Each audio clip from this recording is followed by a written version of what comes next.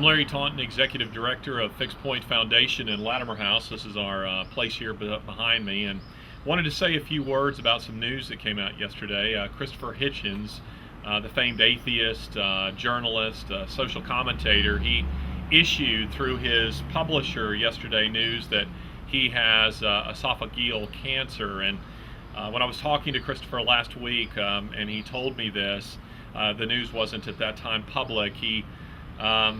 He said something that I thought was really quite poignant. He said, I had plans for the next decade of my life. I think perhaps I should cancel them. Well, we're really hoping that that's not the case. We've come to know Christopher quite well here at Fixed Point Foundation, and we've debated him on a number of occasions. We've debated him at the Edinburgh International Festival, St. Louis, Missouri, and most recently here in Birmingham. And indeed, he's supposed to be back here in September 7th, for an interview here at Latimer House, and then for a debate with David Berlinski that I'm scheduled to moderate. So we really hope that happens. Christopher, those of you who are believers, who would be watching that is to say those of you who are Christians, we hope you'll pray for Christopher.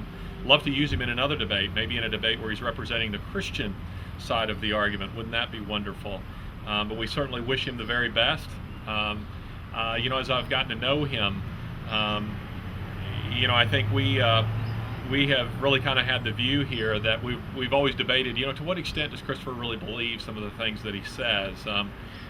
Certainly there are those who would vilify him and who don't like him, and I certainly don't like a lot of what he would have to say about Christianity, but I do think that he's a man that we consider to be a friend here, and he's someone that we certainly wish the very best for. So we wish you, Christopher, if you see this, we wish you a speedy recovery, and to others we hope that you'll bear him in mind in your prayers.